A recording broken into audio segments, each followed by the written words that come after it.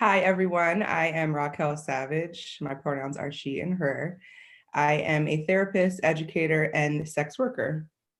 Beautiful. Thank you so much for being here today. We saw one of your videos about French kissing, and we want to at least start there. So, could you give us the basic definition of what French kissing is if no one's ever done it? Yeah, well, so for starters, the video that you saw was a series I do called Sex Ed. And essentially, the purpose of those videos is to bridge the gap around sex education for adults in a way that's actually useful. Meaning, when we think about sex ed, we think about what we may or may not have learned like in childhood. And the things we learn in childhood are normally like on a diagram or on a banana, right? And the reality is, we're not doing things on a banana or on a diagram, right? Probably not. Yeah. Yeah. At least not for long, Using bananas, yeah. But yeah, for the most part, it's like we're putting condoms on penises or putting condoms on dildos, or we're needing to see a real vulva or even have the distinction between a vagina and a vulva, right? So Right. that is the purpose of that series. And yeah, the episode that you both saw is the French kissing episode. So yeah, honestly, the definition of a French kiss is really simple. It is literally two people tongue kissing. hmm Well, first of all, I really love that your description of the classes that you put out because that is just where else are you learning this stuff from? Mhm. You need those visuals. And at least in the French kissing one, I know that the girls kissed, and I was like, that's just so good to see. It's great to Mhm. see like what you're talking about in practice. And it's like, we all need that. And those were all on YouTube, right? You have like 8 or 9 Yep. of them. Yeah, so we have there are folks who I know want to learn more, but who are still like uncomfy with seeing things. So Mhm. we put kind of a safe for work version on YouTube, and then we have the non-safe for work version on the King Media Group OnlyFans. So that shows everything. And yeah, I agree. Part of learning, and this is what even prompted me to do this series, is I was teaching things on my Patreon, and it was just talking, right? Like vulva this, and here's how you eat vagina, and here's how you blah blah blah blah blah. And people are like, I don't, that's not really helping. Like, I need to Let me actually see it. see Yeah. the thing. Right. And Mhm. it seems like there is a pretty big gap of sex educators like talking about things, but not actually demonstrating. And I think because I'm also a sex worker and I kind of occupy these dual identities of educator, therapist, and sex worker, I'm like, let's do it. Like I can actually show and demonstrate the things, and I have access to folks, performers who are always down to demonstrate as well. So yeah, it is really nice, right? Because we're kind of talking through our first experiences of French kissing, which is like hit or miss. I would love to hear y'all's like first French kiss stories. And then we show you step by step, because if I just say to you, stick out your tongue, put your lips this way, it's like, Mm. it's still up for interpretation. So it's easier to kind of see a Absolutely. version of it at least happening in front of you.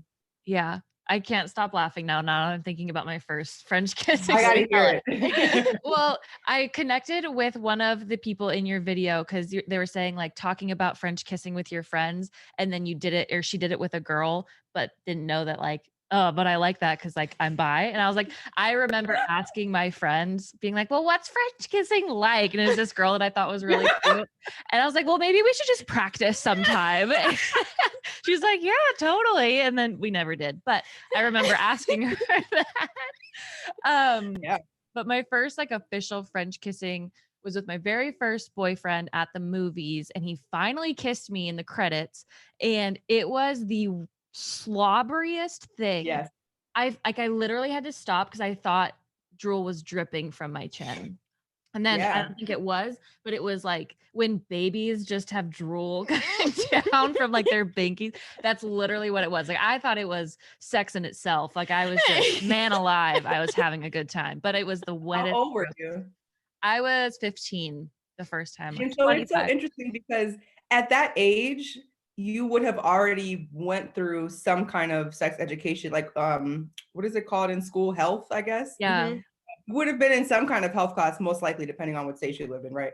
But that kiss could have looked much different if in that health class they would have talked about French kissing, right? Yeah. But instead, the classes in school are revolved mostly around like reproductive health and abstinence, right? Things that don't end up really being useful once you're actually trying things. And we're fucking trying things. Like you were in that movie theater waiting for that kiss. You were saying to yourself, sweaty. Just facing them the entire time, not even watching like the making movie. sure I can like turn at a moment's notice whenever they need me. Exactly. And how useful would it have been if someone had been like, and even for your partner, because then they would have known like, pull back on the spit and, you know, be mindful of the saliva and like take a breath for a second. Instead, it was just full. It's just full into each other's face. Oh, yeah. Gosh, what about you? Mine was fine. It was with my first boyfriend, and it was, I don't know, it wasn't too spitty, which is good because I am spit averse. So that's something I'm going to talk about. But yeah, it was fine.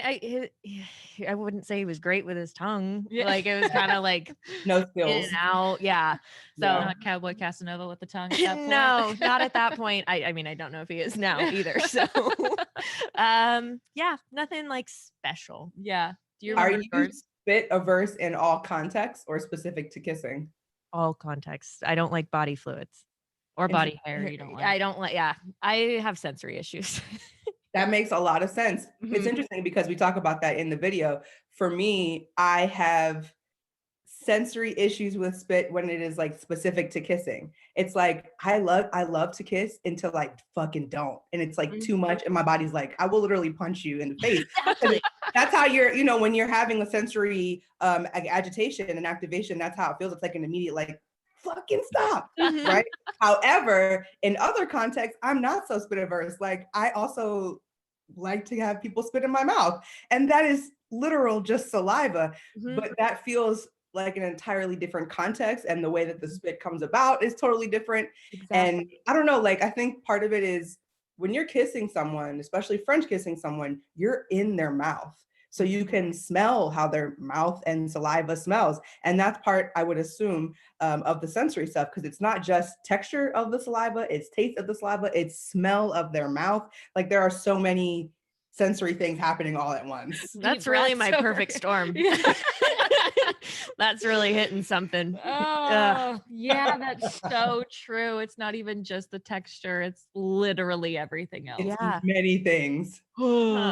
So if you are spit averse, but you're like, I really want a French kiss, is there a way to like suck it all in? I don't know. What? You know what I meant the spit. Yeah, like like your not own. theirs, your own. I thought you meant like just go for it head on and suck it on. No.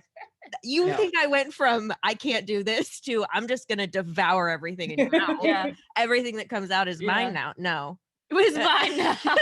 How do you control your own saliva protection? Yeah, it's interesting because there are tips for making your mouth more saliva-y and more like wet for a number of reasons.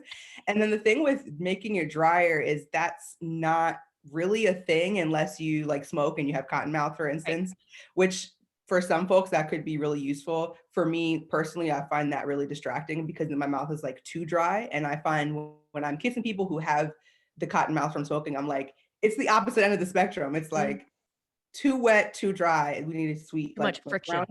Yeah. So really, I think thinking of things that make your mouth dry, if you really are spit averse or your partner is, or just being mindful as you're kissing what's going on and checking in with your partner, because it would be one thing if you start kissing and then, you know, once your tongues are moving around, saliva's like, let's go, we got to do something, right? And so, yeah, taking a moment to, and this can be sexy or not. And also I advocate for things not needing to be sexy. Like it's cool if shit is awkward. So pulling back and being like, you good? Yeah, I'm good. You still enjoying this? I'm still enjoying this. And even if it's someone, you know, your partner has like sensory issues, you could say, we good with your senses? Too much saliva? Like check in. Yeah, because it is a little bit more difficult to like control the spit versus create more, if that makes sense, unless you're doing things that give you cotton mouth. Yeah. The image of two dry tongues lapping against each other just it's not better. It's not better. No. Oh gosh. Wow. Well, let's go into more kissing etiquette then, if we're talking about, you know, like checking in and stuff like that. So what are some good things to do before, you know, you're going to have like a hot sesh? Because you're like, when you were saying tongues against each other, It makes me think of like if you have food, like if you just ate, and like your tongue is like in the back of someone's throat, and you know what I mean? How far are you putting your tongue in? I'm a slithery snake. Yeah, you man. have a long one apparently. I don't know. Yeah, so there is like a number of different things we can do for etiquette, and it also is interesting because very rarely are we making time to do etiquette. And I think for some folks, there is this reminder that it's okay to stop and slow down to do the things to prepare, as opposed to feeling like we're in the moment. If I stop to put a mint in my mouth, I'm going to ruin it, or if I, kind of thing. So I just wanted to preface with that. Like, I understand things get like hot and heavy immediately or fast, and you're like, oh fuck, now what? And it's okay to be like, let me hold on, kind of a thing. So I would say, honestly, yeah, if you have the opportunity to brush your teeth or use like mouthwash to just get anything that's in there out, that's great. And that also helps with the way that your breath smells. Any kind of chapstick, Vaseline, something like that on your lips to make them nice and soft. I think for folks who have dry mouth, it's good to drink some water. And if you're someone who wants to produce more saliva, apple juice is really good for that. This is a fellatio. I don't know how like uncensored y'all get on this podcast, but all the way. Yeah. cool. So that's a dick sucking tip for folks, is if you want to create more saliva and like you think that that's sexy, apple juice is great for that. We were just asking what can make your mouth more, because we had a blowjob episode last week, and we were talking about like, what could you use if you need more saliva? So apple juice. I've never heard that. Yeah. So I'll just throw another one out there. Along with apple juice. Yeah. I don't know what like chemically happens with apple juice that like makes your mouth wet, but it does. So there's that. The other thing is, and I know folks are, speaking of are so averse to gagging, and a lot of people, especially cis women who have cis male partners, are like, I want to learn to not have a gag reflex and no gag reflex. And I'm like, babes, gag reflexes are awesome. Like, use that to your advantage, because when you gag, you create more saliva. That's literally the process of what's happening. So if you're wanting to create more saliva, and if you're also, and this is depending on how performative or not you'd like to be with your partner, or if it's sexy to you, gag. Go down on that shit and gag, and then you're gonna create saliva. And if you do it a couple of times, you're gonna have a lot of fucking saliva. So apple juice and gagging will get the saliva going. I love it. Those are two tips we haven't heard. I know. That's so funny. Oh my gosh. I used to always, like, when I liked someone, I would wait and like see if they were putting on chapstick as like my cue that maybe they were going to be like interested in kissing me. I missed that, like seeing if they would like put gum in their mouth or if they put chapstick on. It was cute. Do y'all have like a about to kiss face, or have you seen someone make that face where they're just like, and you're like, okay, I guess it's time. Where it's like the face that guys make. Yeah. I tried not to. I've had so many bad faces though from guys where like their mouth just does something weird, or their eyes don't close all the way, or it's like a fishy face. Oh, it's like my biggest ick. Have you not? Not really. I don't think I pay attention enough. Oh, that's on purpose, because I think I am so sensory aware that if I did pay attention, I think it would completely take me out of the moment. Yeah. So I probably just close my eyes like minutes before. Or like too much breathing in the middle of making out. I've had that where they like breathe out their nose so much that it goes into my nose, and then I have a bloated stomach at the end because it's so much breath. Yeah. If you are somebody that's like a heavy breather, what do you do in those moments? Yeah, it's really not like, and the thing is, once we're aroused, right, our heart is racing, and we're breathing heavier, like by proxy of being turned on. So sometimes even if you're not a heavy breather, you become one when you're getting horny. So the thing is, you can't hold your breath, and you don't want to hurt yourself, right? So it's another kind of situation where you just have to check in with your partner. Like, is bitch breathing too much? Is it too heavy? Are you good? Okay, we're good. Amazing. Because another piece of all of this consistently is checking in and consent, right? Like, is this still good for you? Do you still like this? Should we keep going? And that can be part of it, right? Especially. And also, I just want to say, like, it's okay to be bloated too. Like, if you're really into the kissing and the heavy breathing part might not be your favorite, and also it feels manageable to be bloated, that's okay. that's fine if it feels manageable. Okay. Duly noted. I just didn't like him. So. It wasn't worth it. The trade-off outweighed. was Yeah. Yeah, that makes sense. I was thinking about those like snore strips. Oh yeah. Like open that your would make airways. it worse. Would it? If You you have had more breathing space to breathe out? Oh, I don't know. Maybe. I don't know. I breathe harder when I have trouble breathing. I asked that question because I'm a hard breather. I start breathing harder when I'm nervous. Like, also when you're kissing maybe for the first time and you're like holding your breath because you're kind of nervous, but then you realize you're holding your breath. You're like, correct. All of that stuff. It's like, oh, Makes it worse. I need to just take a fucking chill pill right now. Yeah. It's just the worst. I have a funny thing. It's like when I'm really into someone and I'm kissing them, my eye starts to itch. And that's how I know that I like them. Because if it doesn't itch, that means I don't really like If them. M doesn't itch, it's not. If M it's not the doesn't one. itch, I know that's the weirdest fucking thing. But like, when did that start? High school. Do you remember like the first instance of that and what the context was? I don't. I just remember kissing my first boyfriend who I like loved. And then my eye would start itching if it was like kind of the first time or like in the very beginning, you know, and it was still like really fun and exciting. And now ever since then, if first kisses have been really great, my eye will start itching. That's really interesting. So weird. And it's just my left one right here in the corner. And I just take a minute. I'm like, okay, this is good shit. All right. I'm gonna go back in. I'm going in. Super weird. That's really funny. Just thought I'd share that. I would love to get into a little bit more of the how. Obviously, like you said, it's kind of hard to talk about it rather than seeing it, but maybe as just like an introduction. Yeah. Like, how are you moving your tongue and your lips, and are your teeth involved at all, and like pulling back, all of the logistics? Yeah, so I think that people get really embarrassed when teeth become involved. And the reminder that I offer during the episode and the reminder that I offer anytime that I'm talking about any sexual activity is like, it's okay to do things that are mistakes. It's okay to do things that make you embarrassed. It's okay to make the situation awkward. I'm sure all of us can recall times that we've made some sexual activity awkward as fuck. And more often than not, we keep going. Like it doesn't actually ruin it. Sometimes it does, but very rarely, right? Normally it's like, you just push through it. So it's totally okay. And I name that because I find with cis women, specifically with cis het partners, there's always this thing of like, and it makes sense just based on how we're socialized, but it's like, I don't want to advocate for myself because then I'll make it awkward or I'll fuck it up or then he'll get uncomfortable and he'll be turned off. And it's like, I would like us to start being more mindful of those moments and how we can start leaning into those moments. Because I'm not really even asking folks to not be awkward. I'm just asking folks to build a tolerance around being awkward so that you can continue to advocate for yourself in those awkward moments. Because sometimes then we end up doing shit we don't want to do because it's like, no, I didn't want to fuck it up. And it's like, no, babes, fuck it up. Fuck it up. Say what you need to say.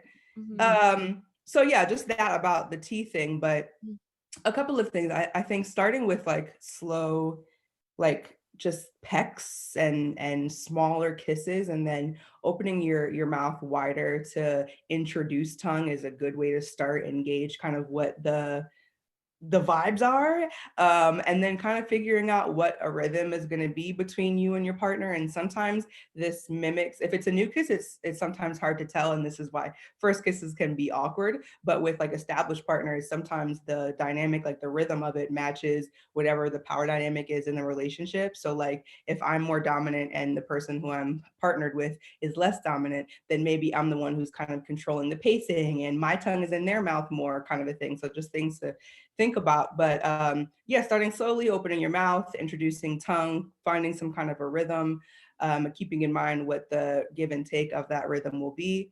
And then, yeah, honestly, things to do with your tongue, you can do, little taps, and maybe not in a way that feels, someone said earlier, it was like this, right? And that can be maybe a little disturbing sometimes. So again, checking in with your partner, but yeah, taps are cool, especially for starting points, doing kind of a circle thing. You can go back and forth. You can go crazy and just do, kind of sword fighting stuff.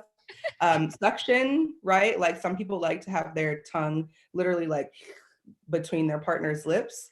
And then involving the lips, you can very gently bite on people's lips, suck on people's lips. So there's a lot of options. And I think beyond just the mouth being like engaged, there's also like just general touch barrier happening, right? Like touching people's face, stroking their hair, having your arms around them. So there's like so many varieties of how this could go. Mm-hmm. I love those tips. When you are moving from those like pecks into kind of that curious, like, are we going to French kiss right now?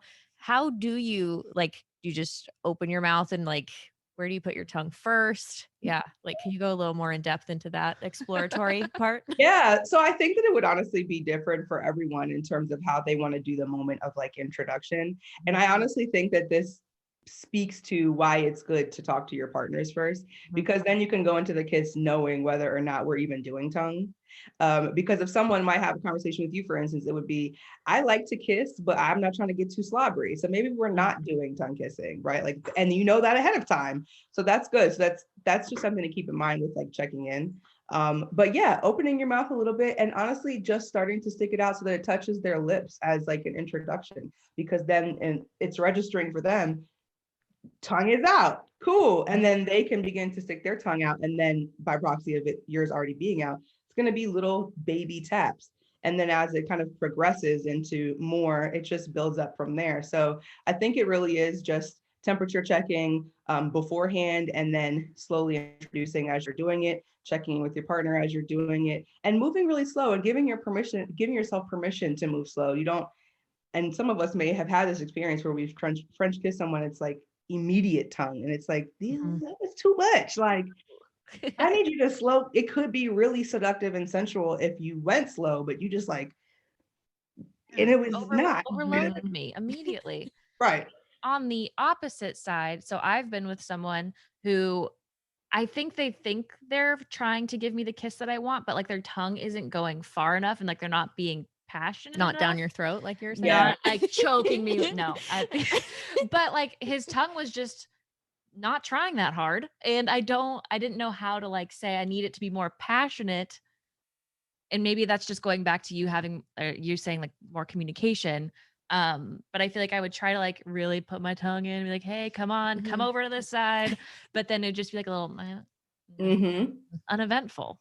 Do you have a sense of what was going on for you in that moment or before it or after it that felt like it wasn't either okay or safe, or just no desire to say, next time, like, let's do it like this, or while you were doing it, I need more of this, or before, when we go into this, let's do more of this? Do you have a sense of like what was happening that stopped that? I think so. Not to totally out my ex-boyfriend, but he just wasn't super like passionate anyways, as like in terms of kissing or like touching really. So I kind of just figured like this is the best he's got. So in that way, I didn't want to like make him feel bad for kissing me poorly, because I would bring it up a lot, being like, can I have a kiss? Can we kiss more? Like I feel like I was always asking for it. So maybe I just didn't want to like have one more thing to nitpick at. Yeah, and I hear you and validate that, and also want to affirm that asking for what you need and want is not nitpicking, right? And advocating for yourself in terms of your sexuality is not nitpicking. And if we're with partners who the response to us asking, or even if it's subtle, right? Because this person may have not said to you, stop nitpicking, but it's the way that the dynamic exists once you have advocated for yourself. If that's what the dynamic feels like, that's an opportunity to reflect on like what's going on with that relationship, right? Because yeah, you are entitled to advocate for yourself, even if it becomes annoying. And your partner can say, that's annoying. And you can be like, yeah, it is. And I'm going to keep doing it because this is what I want and need. So just something to think about. Yeah. Thank you. I like that answer. That with you. Yeah. That right in my pocket. We Yeah. have questions all the time about like how to ask and how to advocate for what they want. So can you give a couple examples of like, if you are somebody who really wants to try kissing with tongue, or you love kissing with tongue, like the literal words for how to ask for that? Yeah. So one of the things that I talk to folks about is, if it feels uncomfortable to ask directly, to first start by just like planting seeds that are totally like indirect. Like, oh, I saw this movie, or my friend did this thing, or yeah, my homegirl was talking to me about blah, blah, blah, blah, blah. And then literally just being like, and just listening, like seeing the response, right? Because even that kind of like just baby seed planting how whomever you're speaking to responds will give you at least a first idea of how you can introduce it for yourself or not, right? So being able to just be like, yeah, so I was watching this movie the other day, and in the movie, I'm not gonna do French kissing because French kissing is different. But I'm like, oh, the person spit in the other partner's mouth. And just wait. And then they're gonna be like, ew, they did what? Or they're gonna be like, oh, that's really hot. I've done that before. Or they're gonna be like, that's interesting. I've never even considered that. And you're gonna be like, right. So I'm thinking, right? Like it presents this opportunity to just further the conversation. And again, it doesn't even have to go directly into you doing it, but it presents the opportunity to talk about it. Ooh, those are good. Yeah. I like the wait. Yeah, I like. Tell me. Side eye. How do you feel? Checking it. Yeah. And Oh, then I love that. just being able to, I think the whole like bigger picture, like more broadly, is thinking about how you and your partner, whether it's like an established partner or casual partner, how you all communicate and what the dynamic of that is. And generally what's going on for you as you attempt to communicate and what happens when they respond, because all of that informs how you'll be able to communicate about things that you want sexually, right? So like if you're saying, oh, I don't want you to come over after 9 p.m. and at 11 p.m. every single night, he's like, oh, I'm trying to slide. He obviously doesn't respect your boundaries. He's not listening to you, right? So when it's going to be more difficult to try to bring up things that you want and need sexually, because even this basic boundary, he's not listening to. Yeah. So I think more broadly thinking about what communication looks like, what the dynamic looks like is important to how it can inform those kinds of conversations. Mm-hmm. And I love that communication is starting even as basic as kissing, like the very first maybe sexual step with a new person, like communication is still so important around that. It is. And I love like validating that for everyone too. It totally is. And I honestly think that there are so many activities that like when we become adults that we consider like immature, that it's like, but this is the basic fun shit. Like kissing and dry humping, I think that like lots of folks did in like middle school and high school. And then for some reason, like in adulthood, it's like, we're just going straight to penetration. It's like, no, there are other things that we can actually do. Yeah. So I think there's also this like opportunity, again, if you feel safe and comfortable talking to your partner around like expanding what play looks like, because it's cool to revisit some of the things like kissing and French kissing and dry humping and like fingering even, like I feel like adult cishet sex is it is very routine oftentimes and not centered around pleasure for vulva owners. And it's just like suck a dick, penetration, and then that's it. And it's like, no, what is that's that actually it's not what we're doing. I feel like that's absolutely right. It's like you feel like, oh, well, now that we're older, we skip past all the foreplay. All the stuff that was actually good. That was actually good, and that was actually fun and exciting and built up the moment. It's like, oh, because I can stick my dick in you. And like that's how we're gonna do it. And it's like, yeah. So and this is boring.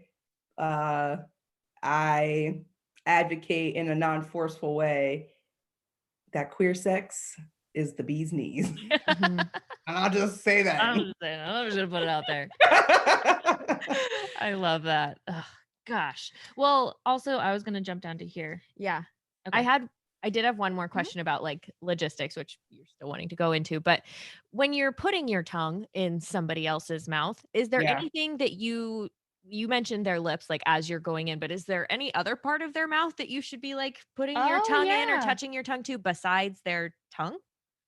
Yes. And actually, can you put a baby pin in that and then ask me again? Because one of the things I actually just thought of that I wanted to say earlier about the non-sensual enough is sometimes people have short tongues. So like they're not like, and I have no idea if this is what was happening with you and your boyfriend.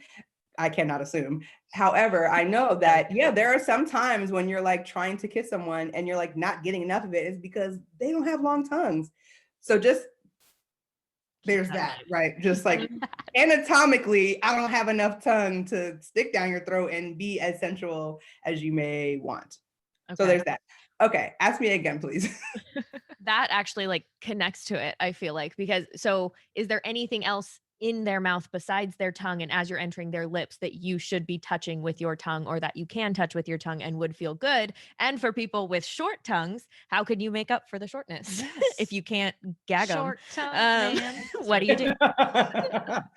Yeah, honestly, I think for people who have short tongues when they're kissing people who have long tongues, it ends up being a nice like balance, because the long tongue person is going to be more involved and the short tongue person naturally is not. And then, yeah, that means that other things can be happening. Touch can be happening. Touching their face can be happening, because yeah, if you have a short tongue, the options are just slimmer by proxy of like your anatomy, and that's fine. I have a short tongue, so that's my experience almost always with French kissing people. Is I'm never the one who's gonna like shove my tongue down your throat. I'm the one who's gonna receive that, and also like, what's this? It's a sports word, like defend that, like defense, offense, Yeah. right? Like, so I'm gonna like be like, yeah, cool, and then I'd be like, actually, that's you know, like, but I can't. I'm not fully going in there. So yeah, I think that that's something to keep in mind. And then if you're two people who are kissing with two short tongues, you just do the best you can. And maybe that means that you're involving the lips more often than you're involving the tongue. And that's okay too, because there are so many nerves on the lips that make any kind of touch like that really enjoyable. Or if you have sensory stuff, right, it can be also really agitating. Yeah. If you are more well endowed In the tongue? Yeah, in the tongue. So where can you touch? Is there You mean like within someone's, or like within somebody's mouth, like is going for their cheek? Does that feel good? Like, yeah. so yeah, the inside of everyone's mouth is like full of nerve endings. And I honestly think that people's first idea when they think of tongue kissing is tongue to tongue, and sometimes tongue and lips.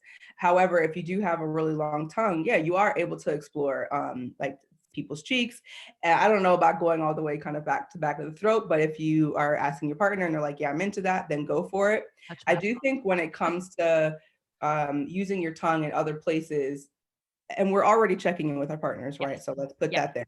But if you're going to other places, I think that can sometimes be more surprising, and the surprise can either be good or not good, right? So it's another opportunity to kind of check in and be like, I have a really long tongue. Have you ever had someone like caress the insides of your cheeks? Are you into that? Oh no, I've never tried it before. I'd love to try it. Would you? I'd love it. And then you do it. Or be like, no, that's fucking weird. I don't want that. Cool, I won't do that, right? Because yeah, again, I think the like assumption around French kissing is not that it'll involve the cheeks, although it can. So interesting.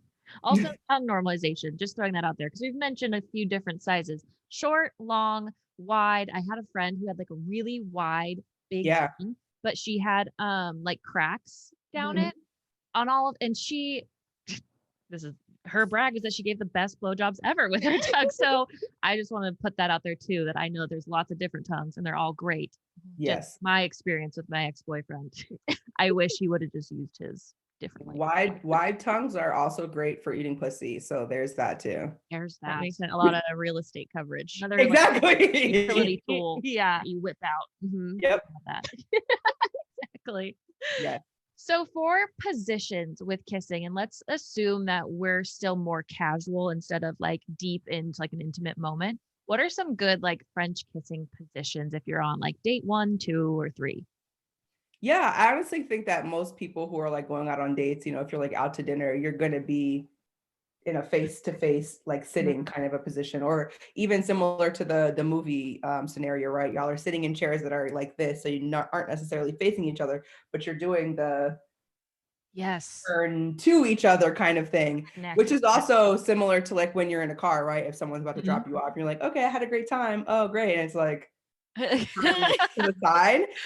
So I think more often than not, that is going to be like first date kind of kisses if you're out to dinner, at the movies, you know, being dropped off. And I think that those are fine as long as you're keeping in mind what's going on with your body, because, and again, I know I had this experience when I was younger, being in positions that actually weren't fucking comfortable, but it's like, I'm so into it. And I, again, don't want to make it awkward. I just keep going. But now in adulthood, if I was kind of doing this and it became a longer thing, I'd be like, can we get out of the fucking car, or can we something else, because this is actually uncomfortable. So I think keeping in mind what is going on with your body and whether or not it is comfortable for you, and being affirmed and being reminded like you can speak up if it's not. I think more often than not, that's probably going to be positions that folks are in for like first date kind of kisses or like across the table kind of thing. Aw, car kisses.